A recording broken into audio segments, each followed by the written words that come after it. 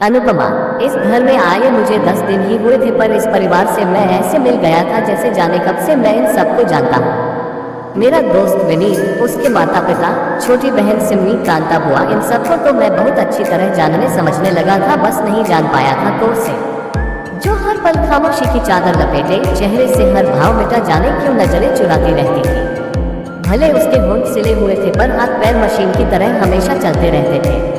सारा दिन घर के किसी न किसी काम में लगी रहती थी। विनीत के बड़े भाई की धर्मपत्नी थी वो अनुपमा।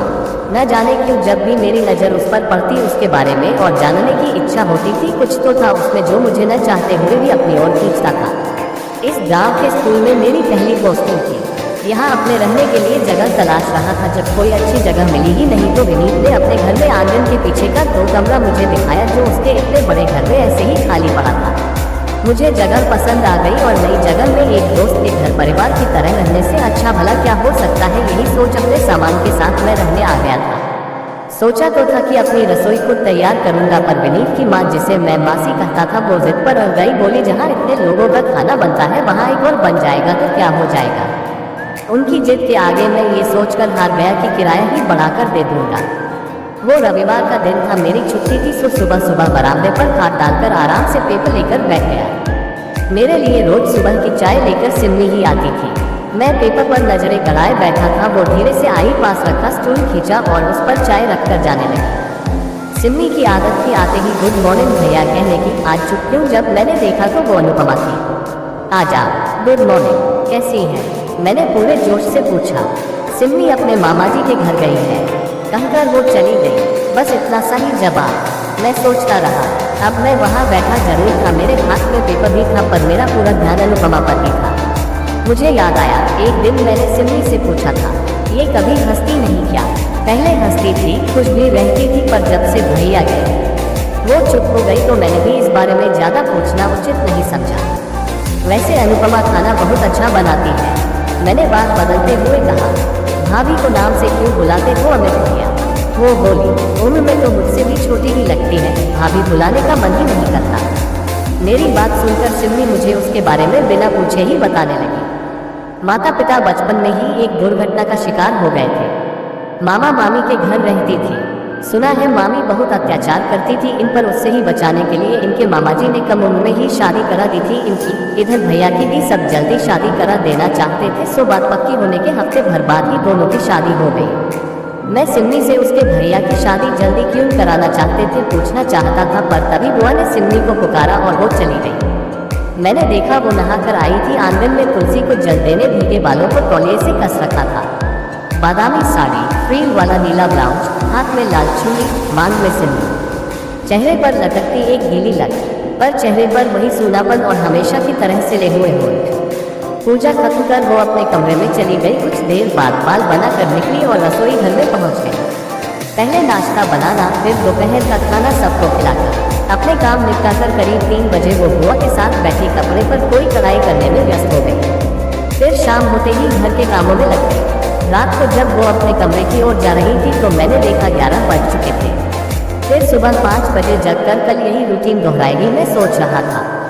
दूसरे दिन जब मैं दोपहर के खाने के लिए घर पहुंचा तो ऐसा लगा जैसे सब अभी एक जगह बैठकर कोई मातम मना रहे थे, पर मुझे देखकर नकली मुस्कान सजा ली चेहरे पर। मैंने देखा अनुपमा नहीं थी वहाँ।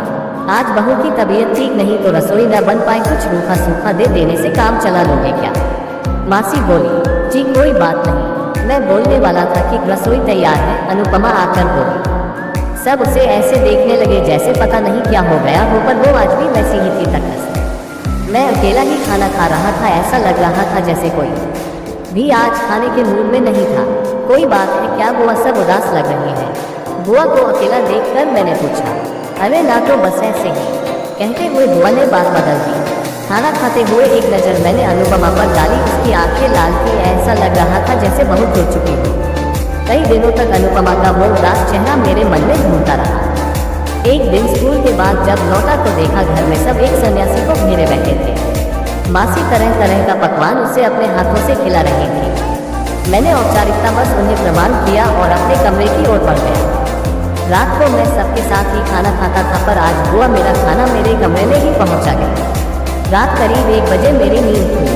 मेरे कमरे के पीछे से रोने की आवाज़ आ रही थी। जब वहाँ पहुँचा तो देखा मासी और अनुपमा साथ थी। न जाने क्यों मैं एक पेड़ के पीछे छुपकर उनकी बातें सुनने की कोशिश करने लगा। अनुपमा रोती जा रही थी। कब तक ऐसे यहाँ बैठी रहेगी? अरे तुम्हें तो खुश होना चाहिए, तुम्हारा पति लौट आया है और आज इस खुशी के दिन तुम रो रो कर मनहूसियत फैला रही हो। मासी बोली, माँ आपसे विनती करती हूँ आप जाइए यहाँ से। अगर संभव हो तो कोई और कमरा दे दीजिए मुझे, नहीं तो यही कुएं के चबूतरे पर पड़ी रहूंगी। मर जाऊंगी पर उस कमरे में नहीं जाऊंगी। तो मर यही। उस ठंडी रात में उसे वैसे ही रोती छोड़ मासी चली गई। मैं खुद को रोक नहीं पाया और उसके पास पहुंचा। आप मेरे कमरे में चली जाइए, मैं विनीत के पास चला जाता हूँ, बाहर बहुत सर्दी है। मुझे देखकर वो अपना चेहरा छुपाने लगी ताकि मैं उसके आंसू न देख पाऊँ। मैं इंतजार करता रहा पर वो वहाँ से नहीं उठी। कुछ देर बाद वो खामोशी को तोड़ती हुई बोली, मैं नहीं चाहती इस वक्त यहाँ कोई आपको मेरे साथ देख ले। हाथ जोड़ती हूँ, चले जाइए यहाँ से। मैं बिना कुछ कहे अपने कमरे में चला आया पर उस रात ने मुझे झकझोर कर रख दिया था। मैं जानता था दूसरे दिन सब मेरे सामने ऐसे पेश आएंगे जैसे कुछ हुआ ही ना हो और मेरे जाते ही जाने क्या होगा इस घर में। दूसरे दिन स्कूल में मेरा मन नहीं लग रहा था, बार बार उसका वो रोता हुआ चेहरा सामने आ जाता। मैं सोच रहा था आज आधे दिन की छुट्टी लेकर घर चला जाऊं, तभी सिम्मी भागती हुई आई और बोली, भैया मुझे आपसे कुछ बहुत जरूरी बात करनी है। मैं उसके साथ बाहर निकल आया तो वो बोली, भाभी घर छोड़कर जा रही है। घर वाले रोक रहे हैं पर वो आज किसी की मान ही नहीं रही। विनीत भैया भी घर पर नहीं है, मुझे समझ ही नहीं आ रहा क्या करूं। आप चलकर उनको समझाओ ना। मैं, देर मत करो जल्दी चलो। ये कहकर सिम्मी भागने लगी। पर ये तो बता दो पूजा कहाँ रही है? उस 2 बच्चों के बाप के पास, कहती है अब उसी के साथ रहेगी। तू रुक यहाँ, पहले पूरी बात बता। आप बड़े भैया से मिले ना। उनकी शादी उनकी मर्जी के खिलाफ जबरदस्ती कराई गई थी। वो बचपन से ही घर छोड़ जाने की बात करते थे पर तब कोई उन पर विश्वास नहीं करता था, पर जैसे जैसे बड़े होते गए वो साधु सन्यासियों के साथ अपना वक्त बिताने लगे। एक बार एक साधु का ऐसा संग किया कि 5 दिन तक घर ही न लौटे। उन्हें घर से बांधे रखने का सबको एक ही रास्ता नजर आया। जब वो वापस आए तो घर से दूर ले जाकर जबरदस्ती उनकी शादी करा दी गई। सबको विश्वास था वो बदल जाएंगे पर 3 महीने बीत गए, उन्होंने एक बार भी भाभी से बात नहीं की और एक दिन जब घर से बाहर गए तो फिर लौटे ही नहीं। बहुत खोजबीन के बाद भी उनका कुछ पता न चला। साल भर बाद किसी से सुनने में आया था कि वो साधु बन गए हैं। लोगों के अनगिनत तारों से भाभी रोज गुजरती रही। समाज में सब यही कहने लगे थे कि जरूर इसी में कोई कमी होगा, नहीं तो नई शादी के बाद कोई ऐसे अपनी ब्याहता को छोड़कर भाग जाता है क्या। इन सब से गुजरती हुई वो धीरे धीरे पत्थर बनती गई और ऐसे ही जीना सीख गई थी। पर गड़बड़ तब हो गई जब हम अपने एक रिश्तेदार के घर शादी में गए थे। उस दिन सब शादी की मस्ती में डूबे थे, तभी आवाज आई, एक बच्ची सीढ़ियों से नीचे गिर गई है। जब हम भागते हुए वहां पहुंचे तो पता चला सबसे पहले उसे गिरते भाभी ने ही देखा था और वो उस बच्ची को उठाकर उसके पिता के साथ अस्पताल चली गई। उस बच्ची की एक जुड़वा बहन भी थी जो अपनी बहन को गिरता देख और अपने पिता से दूर होने के कारण बस रोती जा रही थी। अस्पताल में दाखिल कराने के बाद जब वो लौट रही थी तो उसके पिता ने भर्राए गले से कहा था, मैं यहाँ इसे छोड़कर नहीं जा सकता, मेरी दूसरी बेटी मुझे पाकर बहुत रो रही होगी। बिन माँ की बच्ची है, जब तक मैं यहाँ हूँ तब तक अगर आप उसका ख्याल, आप बिल्कुल चिंता न कीजिए, मैं आपसे वादा करती हूँ उसका पूरा ख्याल रखूंगी, आप बस इसका ख्याल रखिए। कहकर वो लौट आई थी। इसके बाद वो भूल गई कि वो शादी वाले घर में आई है। उनका एक ही काम था, बस उस बच्ची का ख्याल रखना। शादी बीत चुकी थी, हमें छोड़कर सारे अतिथि जा चुके थे। इन 10 दिनों में मैंने भाभी को जितना खुश और हंसते हुए देखा था उतना पहले कभी नहीं देखा। कुछ ही महीनों पहले उस बच्ची ने अपनी माँ को खोया था। ऐसा लग रहा था अब वो भाभी के भीतर ही अपनी मरी माँ को तलाशने लगी थी। एक पल भी वो उसकी आंखों से ओझल होती तो वो परेशान हो उठती थी। दोनों एक दूसरे के साथ अपना हर दर्द भूल बहुत खुश थे। 10 दिन बाद जब उसके पापा उसकी बहन के साथ लौटे और उसे घर ले जाना चाहा तो वो जिद पर अड़ गई, मैं इन्हें भी साथ लेकर जाऊंगी। बहुत समझाने के बाद भी वो नहीं मान रही थी तो उसके पिता गुस्से से खींचकर उसे अपने साथ ले गए, पर घर जाने के बाद वो हंसना ही भूल गई, बस रोती रहती थी। पिता के गुस्से के डर से खिलाने से कुछ खा जरूर लेती थी पर पूरा दिन ऐसे ही गुमसुम एक जगह ही बैठकर गुजार देती थी। एक पिता से अपनी बेटी की ये हालत नहीं देखी गई। वो जानते थे भैया भाभी को छोड़ गए हैं, इसलिए शायद वो भाभी से शादी का प्रस्ताव लेकर हमारे घर आए थे। सबने उनका बहुत अपमान किया, ये कहकर कि मेरे बेटे के जीवित रहते आपकी हिम्मत कैसे हुई हमारे घर आकर ऐसी बात कहने की। वो वापस लौट कर जा रहे थे तभी कभी किसी के आगे सिर न उठाने वाली भाभी सबके सामने आकर बोली थी, मैं इनसे विवाह के लिए तैयार हूँ। सब ऐसे चौंक गए जैसे अभी अभी यहाँ कोई बम फटा हो। माँ और बुआ भाभी को खींचकर ले गई और कमरे में बंद कर दिया। वो भी उदास वहां से ये कहकर लौट गए कि मैं अनुपमा का इंतजार करूंगा, अगर कभी आपके विचार बदले तो मुझे जरूर याद कीजिएगा। घर में भाभी को प्यार से गुस्से से जिसे जैसा लगा सब अपने अपने तरीके से समझा रहे थे। भाभी का कोई वश नहीं चला और एक बार फिर से उसने इसी तरह जीना स्वीकार कर लिया। पर जब भैया लौट आए हैं और माँ उन्हें उनके कमरे में भेजने पर तुली है तो आज उन्होंने भी रौद्र रूप अपना लिया है। तुम क्या चाहती हो? मैंने सिम्मी से पूछा। मैं बस उन्हें कुछ देखना चाहती हूँ भैया। तो रोक क्यों रही हो अपने भीतर की उस औरत को जो जानती है सही क्या है गलत क्या है? सिम्मी कुछ देर सोचती रही, फिर मुझे छोड़ वो तेजी से घर की ओर बढ़ रही थी। मैं भी उसके पीछे चल पड़ा।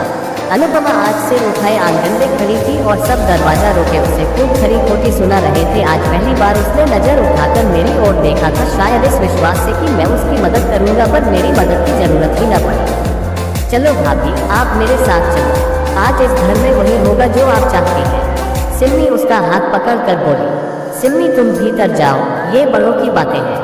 कौन से बड़े पापा और कैसे बड़े? बड़ों का काम होता है छोटों का ख्याल रखना, न कि उन्हें अपना गुलाम बनाए रखना।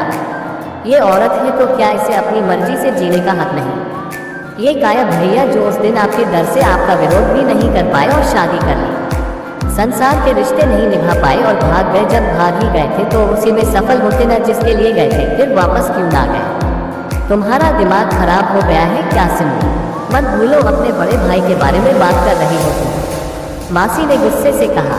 उस भाई का सोचूं माँ जो नाता रिश्ता कुछ मानता ही नहीं, सबको छोड़ चला गया और ये पराई होकर भी हमारी बनी रही। तुम भी बहू को कहा अपनी बेटी बना पाएगा, औरत होकर भी औरत को एक शरीर ही माना।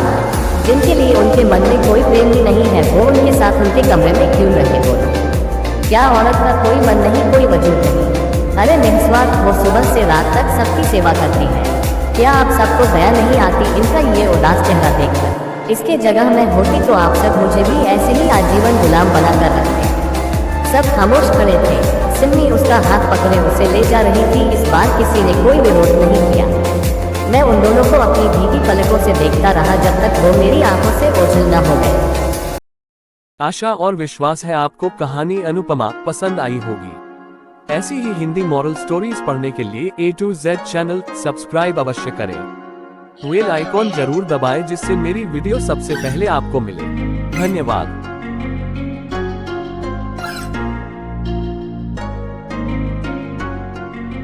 Press on the trap.